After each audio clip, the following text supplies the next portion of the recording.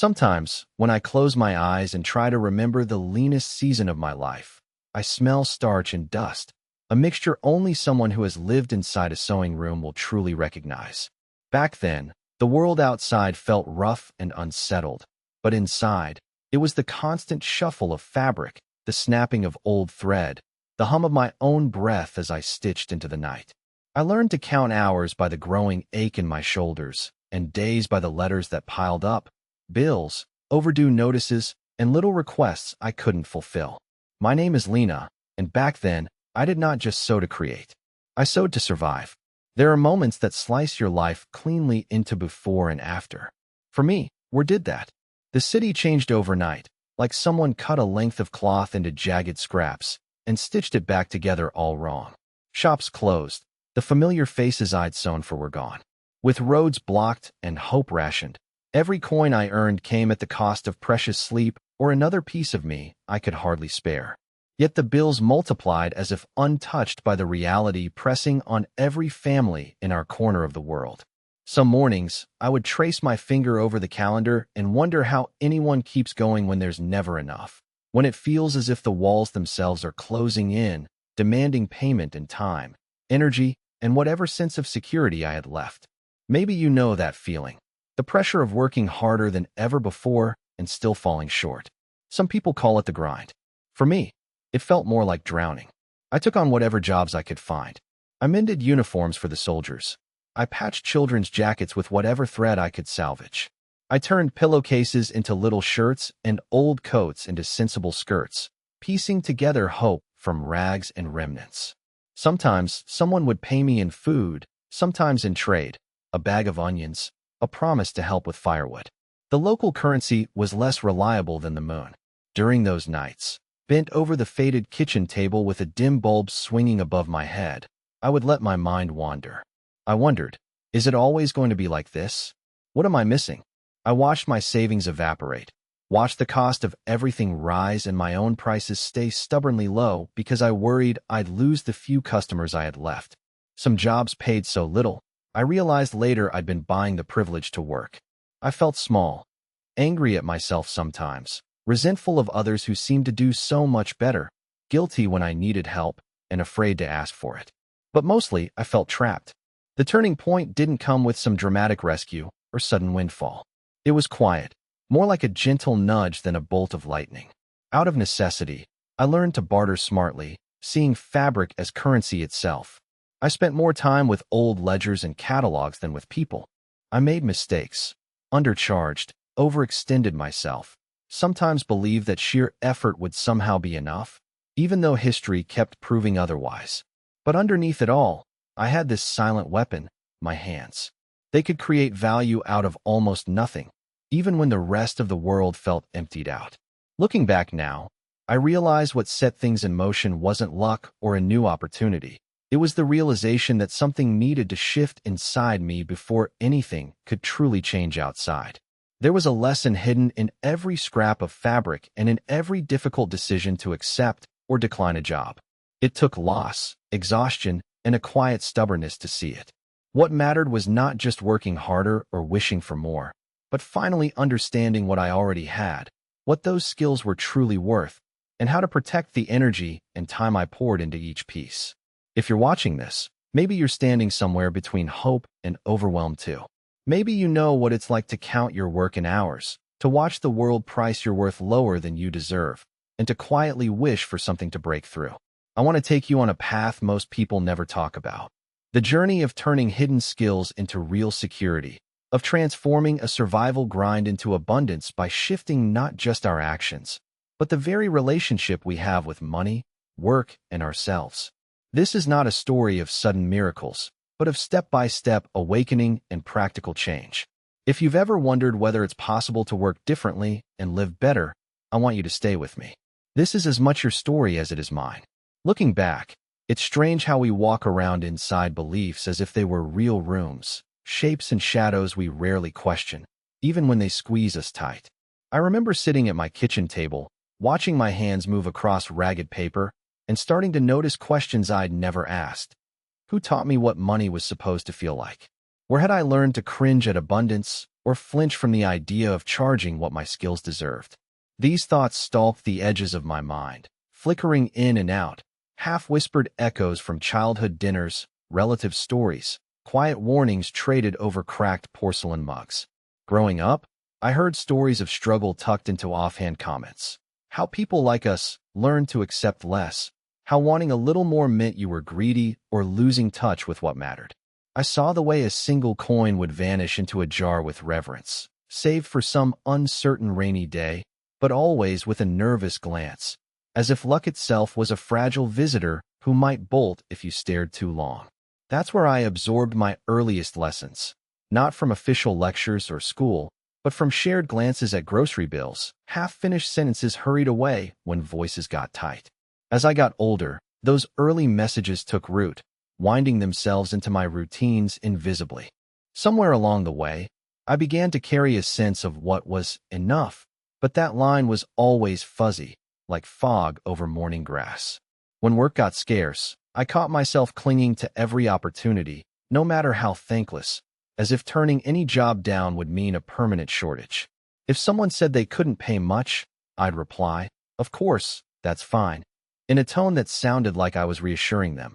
But really, I was soothing the anxious part of me trained to believe it wasn't my place to ask for more. Layer by layer, I started tracking where these reflexes came from. It wasn't only family. The whispers came from everywhere. News bulletins about layoffs and recessions, neighbors swapping tales about overpriced bread, the unspoken rule around town that smart folks hid what they made and played it safe. I realized, startlingly, that most of my life's facts about money were never really mine. They were borrowed, stitched together from other people's anxieties, handed down like a patched quilt designed to ward off disappointment. This realization reshaped the way I looked at my patterns. For the first time, I could spot the difference between real scarcity and inherited fear. One afternoon, while organizing my sewing basket, I overheard a conversation between two customers waiting at my counter. They debated whether saving up for new coats was sensible with uncertain times looming. Listening to the nervousness lacing their words, something clicked. Their terror wasn't about cloth, but about what needing anything represented. It wasn't even about not having. It was about what having more might say about them. Now, consider how this applies when we price our labor, choose what opportunities to chase, or hesitate before setting boundaries in business. If our inner soundtrack tells us that thriving makes us selfish, that asking for a fair wage means we're taking from someone else, or that it's safer to blend in with collective caution, we reenact these scripts again and again. Most fascinating of all, until these scripts are recognized, they feel as permanent as bone. I started keeping a small pocket notebook to capture every assumption, no matter how trivial it sounded. People who charge too much won't get hired. If my work feels easy, it isn't worth much. Risking disappointment is worse than staying silent. Each phrase, set down in ink, became a little less powerful, less true, even when it had been my reality for years. With time and a new sort of curiosity, I got braver about tracing those story threads all the way back. The jokes adults made about money burning a hole in your pocket, or the nervous way our neighbors' eyes slid sideways when discussing a small windfall. Those warnings, those unconscious scripts, became easier to see for what they were. Protective, yes, but no longer useful. Recognizing their origins, I was free to imagine what else might be possible if I let myself write my own story moving forward. One afternoon, I sat by the window as early spring rain tapped the panes, tracing droplets with my finger as distant thunder pulsed behind the hills. In the gray hush, a neighbor, Lidisha, arrived, her face drawn, arms full of worn table linens. She didn't say much at first, just slipped into the chair across from me, eyes fixed on the fraying edges peeking from her bundle. For a moment, tension filled the air, her pride colliding with unspoken need. Finally, her voice cracked the silence. People are whispering that things will get worse. But these linens, my mother's, I need them to last, but I can't pay you until summer. For years, if anyone hesitated like this, I'd leap to reassure them. I'd offer a discount or a vague promise, shrinking my expectations before I'd even calculated the work involved. But something nudged me to pause, to listen. Instead of immediately responding with concern for her situation, I began to notice a heavy truth. I wasn't responsible for carrying everyone's hardship. Each request, each negotiation, was a crossroads, where generosity risked becoming self-sacrifice, and skill deserved its own dignity, not apology. As I ran my hands along the old cotton, I realized something pivotal. Myths around money rarely announce themselves directly. They filter into our convictions through stories and half-beliefs, like how Letitia's mother used these tablecloths during meals when times were lean, never spending real money to repair what could be patched. The myth was unspoken. If you're resourceful, you don't deserve to charge for your talents. There, in that small kitchen, I recognized how narratives could stifle value before it had a moment to breathe. It struck me that so many unspoken rules operate beneath our everyday exchanges. When acquaintances stopped by to propose barter, an hour sewing in exchange for vegetables or a warm stew, at first it seemed harmless, even charming. Yet, underneath, the belief lurked. Cash is scarce, so my labor is less valuable.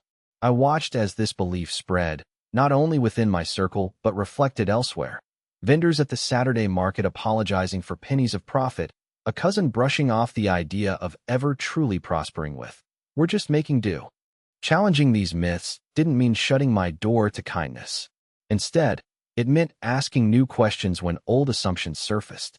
Why can't careful handiwork hold the same bargaining power as a farmer's crop? Why should charging for practiced skill evoke guilt?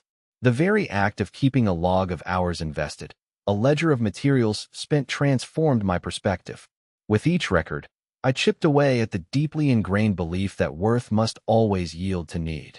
One evening, I watched my daughter tallying thread spools for me and caught a glimpse of a future freed from such quiet limits. Planting new truths took repetition and vulnerability. When someone offered less than my minimum, I practiced stating my price, softly at first, then with growing steadiness. Sometimes the offer was declined, and I'd feel a flutter of doubt, like a wren startled from its perch. Other times, people surprised me.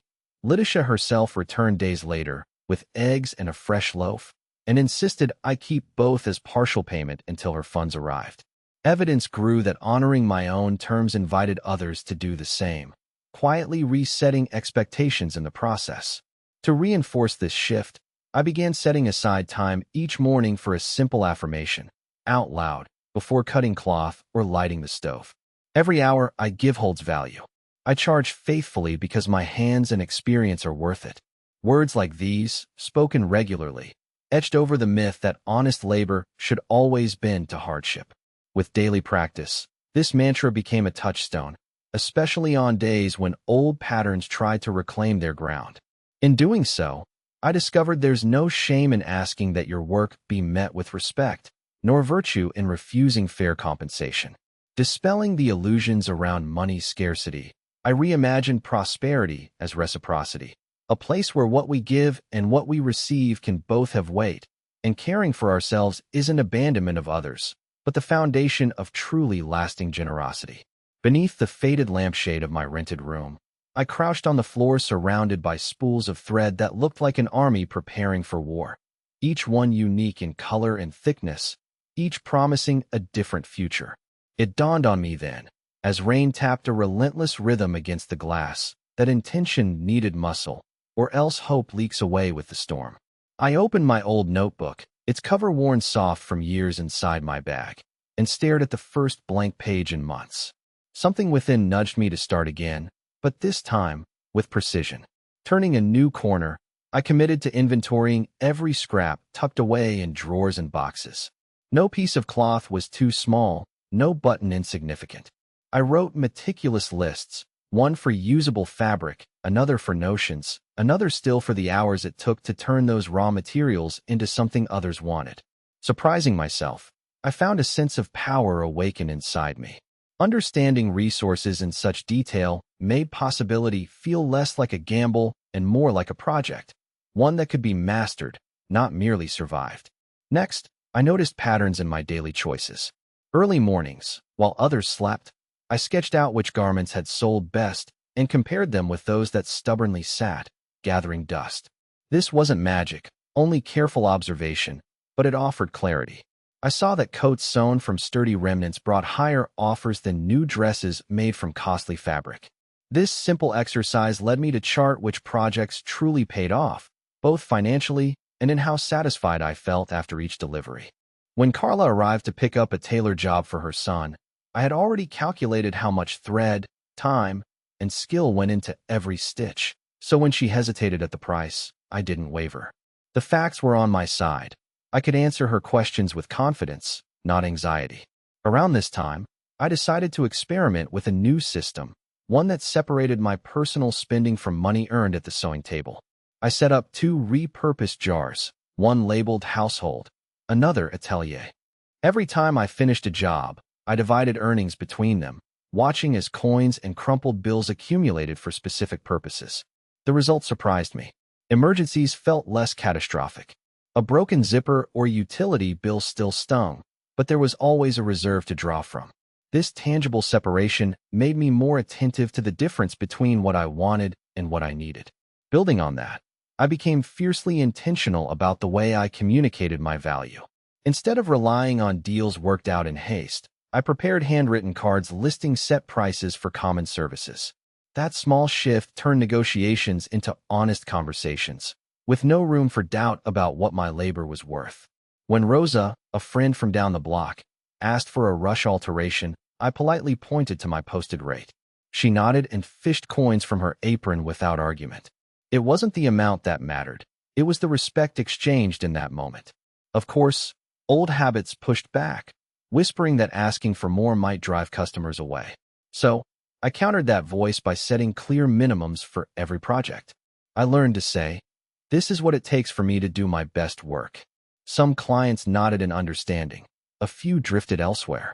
But those who stayed became regulars, trusting me not only for quality, but for honesty. Over time, my evenings grew quieter, my hands less frantic, and the fatigue that had always filtered through my bones began to recede. As each system fell into place, results emerged, not instantly, but steadily, a stitch at a time. Extra earnings went to replace a battered sewing machine. Savings, small at first, gave birth to new ambitions, a better workspace, then a proper sign by the door. While uncertainty never fully vanished, a rhythm emerged. Measure, plan, execute, reflect. Progress became less chaotic and more deliberate. Now, when dusk settles and the day's work is done, I run my hands over finished garments with a sense of calm certainty. The flurry of endless struggle no longer dictates my pace. Instead, practical shifts, measuring, organizing, and standing firm on pricing, are the compass guiding my days. Each conscious decision has become a silent act of courage, redrawing my connection to money and establishing a new standard for my future. Grit and clarity had started fortifying my steps, yet transformation asked for something further, ownership deeper than planning or accounting. One fateful evening, as the sun dipped behind patchwork roofs, I locked my front door and joined a gathering at Donut Sida's small living room. A handful of us from the block, each carrying scars invisible to outsiders, filled her mismatched chairs. Our lives didn't resemble fairy tales, but each person there radiated a rare kind of strength, born from weathering storms, not escaping them. I soon recognized a powerful lesson waiting in that space, the difference between surviving by reaction and thriving through chosen identity. When Donut Sida began the meeting, she didn't start with pleasantries. Instead, she looked at each of us and posed a gentle but piercing question. What do you know better than anyone, and what do you want to stand for? Silence held the room as we contemplated. My turn came. My hands fidgeted with a frayed seam on my dress. I heard myself answer, I know how to make something last. As soon as those words left my lips, pieces of my story assembled into a clearer portrait, one that reflected resourcefulness, resilience, and a subtle pride in craftsmanship that ran beneath my skin. As the evening stretched on, I realized true prosperity had less to do with accumulating more and everything to do with growing into my convictions. Claiming my identity as someone both skilled and deserving of compensation required rejecting old shadows, those tugging feelings of self-doubt or shame that lingered after every hard bargain. I began to see that prosperity, when approached with integrity, wasn't selfish or cold. Instead, It resembled the strength in Donut Sida's voice each time she reminded the circle. We lift one another higher by raising our own standards first. Courage flickered in her eyes, and I felt it kindle something bold within me as well. Later, when I walked home through winding alleyways, an unfamiliar warmth settled in my chest. I understood, for the first time, how connected abundance and personal ethics truly are. Financial mastery didn't just mean neat ledgers or smart pricing. It was tethered to a sense of responsibility, to myself, those I cared for, and those who looked to me as an example. I thought about my children waiting inside, and it struck me that each decision I made regarding money would either reinforce or challenge the beliefs they would come to hold. The days that followed brought fresh choices with greater certainty. Whenever I knelt at my sewing machine, I infused each stitch with intention, aware that my hands crafted not only garments, but also a legacy of self-respect and principled abundance. As requests for my work grew, I didn't just purse my lips and hope for fairness. I voiced my terms with a new firmness, drawing boundaries that protected both my peace and my productivity. Instead of shying away when others questioned my rates, I used those moments as quiet acts of advocacy for myself and anyone watching, silently seeking permission to do the same. Gradually, my reputation shifted from the one who can help in a pinch to the one whose work is worth every penny. Neighbors seeking cheap bargains stopped knocking, replaced by clients excited to support someone who took pride in both skill and ethics. Around the sewing table, my children witnessed these changes. I caught them imitating my mannerisms, listing their own imaginary services and negotiating with coins from an old jar. That realization drove it home. My sense of worth echoed beyond my own life, setting a rhythm for generations yet to come. So, as twilight settled on yet another day where demand met my door, I allowed myself a moment of quiet satisfaction. By embracing my strengths, insisting on honest reward, and viewing prosperity as a shared responsibility, I'd not only changed the arc of my own story, I'd cracked a window for others, too, letting the fresh air of possibility enter, unbidden but long overdue. As twilight edged against my window, a strange energy buzzed beneath my skin, part anticipation, part unease. The risk of slipping back into old ways pressed on my thoughts, even as I sensed I was on the threshold of something sturdier. That night, I sat at my work table and gave myself permission to imagine a new way of being, not just doing. Rather than letting identity be dictated by hardship or the echo of others' judgments, I wondered what it would look like to fully embody a role that drew abundance to me, steadily, like iron to a magnet. So, I began an exercise that felt strangely powerful. With pencil in hand and a cup of cooling tea by my side, I pictured the version of myself I most admired. Not the one hustling for scraps or bargaining under pressure, but a figure standing tall, surrounded by evidence of her own capability. I visualized her workspace humming with activity, fabric folded in tidy stacks, order books held together by honest ink, her posture strong and sure. I let that image settle in my mind's eye, clarifying it with each breath until its edges lost all hesitation. It became important to speak about myself in this future-present tense, especially when doubt tried to slip through the cracks. When a new customer arrived and hesitantly asked, "Can you handle this much work?" I responded before my inner critic could. "Yes, I'm experienced with projects like this."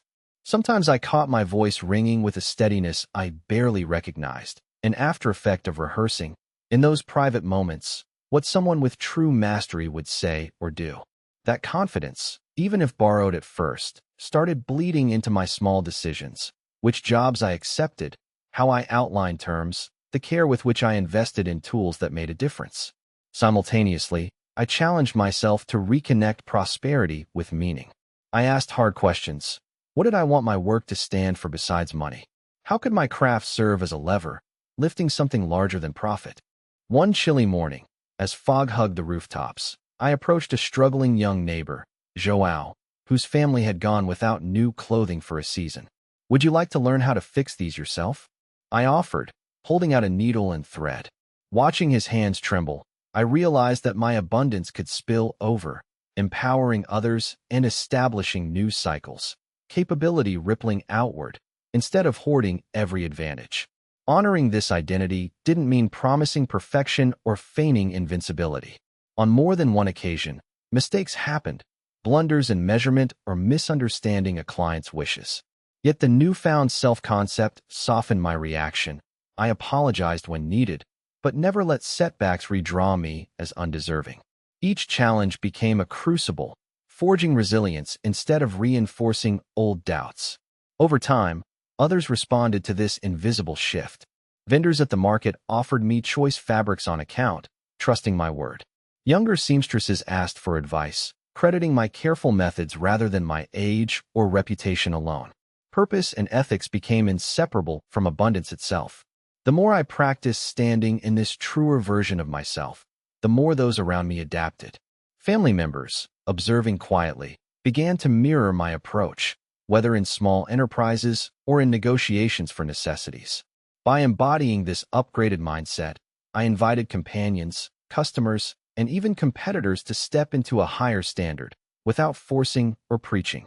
Progress unfolded naturally from the gravitational pull of identity aligning with action, and each day, I found new evidence that thriving, rooted in mission, fairness, and wisdom, invites connection and sparks the courage for others to do the same. Reflecting on this journey so far, I am struck by how transformation sidles in, never all at once, never as a single stroke of luck, but rather as an unraveling of old threads and the patient weaving of new patterns. Each day has invited me deeper into the loom of experience, where every lesson and realization has become another fiber spun tightly into my sense of possibility. Standing here, with hands calloused from real work and spirit tempered by reflection, I understand change less as a series of milestones to be ticked off and more as a tide rolling in, sometimes subtle, sometimes relentless, yet always sculpting the shoreline. There's a hush, a kind of suspension, as if I have crested a hill and now pause for breath, surveying the horizon ahead. All around, signs of movement flare quietly, an untangling of inward habits, a surer cadence in speech, a gentle authority settling into my voice. These are not victories I can measure in coin or acclaim, but markers along a path I once thought impassable. With each step forward, the old geography of fear shifts almost imperceptibly, replaced by new terrain, uncertain, perhaps, yet full of intuitive landmarks I had overlooked before. It's as if, with every unspoken agreement or overlooked hesitation reconsidered, my interior compass grew sharper. I recall mornings when intention felt fragile, a wisp easily scattered by the winds of circumstance. Yet now, a sturdier core has emerged, not as armor built to deflect hardship, but as a current running beneath my choices, quietly steering me onward. What once felt like a patchwork of quick fixes has begun to take on the character of a tapestry, a whole made meaningful by labor, patience, and attention to even the smallest details.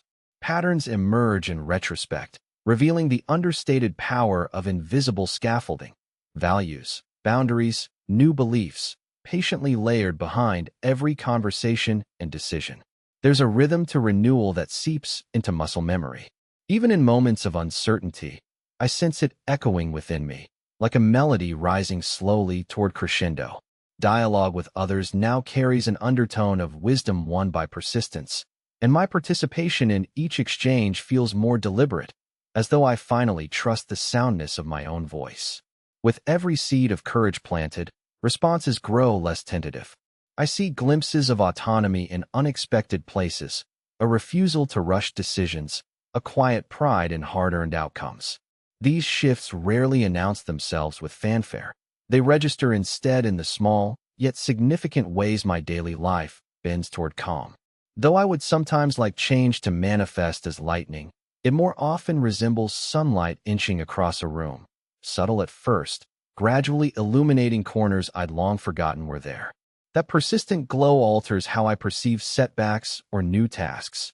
Difficulties no longer loom as threats, but as invitations.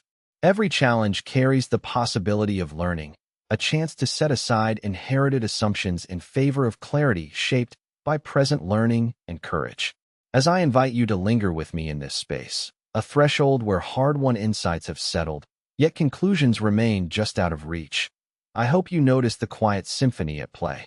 Each decision, every risk embraced, has begun to harmonize into something larger than the sum of yesterday's struggles. There is energy gathering, an anticipation stretching taut as a drawn thread, holding the promise of what comes next. As dusk falls and shadows lengthen, I feel both the humility of the road just traveled and the quiet confidence that the foundation beneath my feet now holds. In these liminal moments, when change stands poised, neither old nor entirely new, I invite you to look out with me, to sense the horizon freshly illumined, to feel the quiet certainty humming beneath your own pulse. Ahead, something vital is calling. The time soon arrives to claim what's been kindled and step, not with hesitation, but with presence, into all that awaits. Even now, years later, when dusk falls and I hear the gentle rattle of loose change in a drawer, I remember how longing for certainty once felt like standing at the edge of an endless sea. Unsteady, toes curled against sand that wanted to sweep me away. I think of seasons when each day brought fresh demands, when I bargained with myself for permission to rest or dare, and my hands worked stitches that were as much for survival as for beauty. Yet as the days grew longer and struggle became less a storm and more a weathered current, I discovered something vital, woven quietly through every loss and breakthrough. A person's truest wealth is neither stored in banknotes nor anchored in the fleeting validation of outward results. It lives in the quality of attention we give our own lives, in how bravely we question old lessons, how honestly we measure our worth, and how steadily we choose to build, even as uncertainty lingers at the doorstep. What changed everything for me was learning to see the tools already waiting in my keeping. The calloused hands, the careful inventory, the courage to say no as well as yes. In claiming my capacity to shape new meaning from whatever I had on hand, I found an unexpected kind of freedom, the freedom to set limits with grace, to open my palms to reciprocity without apology, and to define, quietly but powerfully, the value of my own efforts. I witnessed how, as my boundaries sharpened and my intentions clarified, the circles around me shifted, too. Neighbors bartered more consciously, children watched and learned the contours of dignity, and need gave way to honest transaction. We stitched a fabric of mutual trust, each thread a testament that none of us was meant to weather complexity alone. What remains with me now is a truth that's soft-spoken but unyielding. Thriving begins when we dare to turn toward our hard-won skills, our overlooked passions, and the quiet wisdom that arrives in hardship's wake. Each of us, no matter where we begin, holds a reservoir of resourcefulness deeper than we imagine. When we stop waiting for rescue, stop hiding behind undersold gifts, and instead step fully into our own story, we become both the architect and the anchor of our security. If you're listening and your days still feel governed by tides of scarcity or doubt, consider, just for a moment, that your present limits might not be your edge, but simply the place your future self awaits. Let this be your invitation. Guard what matters most, honor the work of your hands, and believe that your ability to create value is neither accidental nor small. With every choice to measure, plan, ask, or refuse, you claim a piece of your own agency, one no hardship can truly threaten. In the quiet after the last machine is switched off and accounting is done, I glimpse a horizon that once seemed impossible, a life forged stitch by stitch, and a promise that dignity can be restored, one decision at a time. We belong to this possibility together. However tangled our past or uncertain our path may have been, we can begin again, with clarity in our hearts and conviction in our steps. Ultimately, each of us decides what meaning our labor will carry, scarcity's echo or the melody of self-mastery. And as I look ahead, I welcome the unfolding, confident, at last, in the worth of the journey and the hands that are guiding it.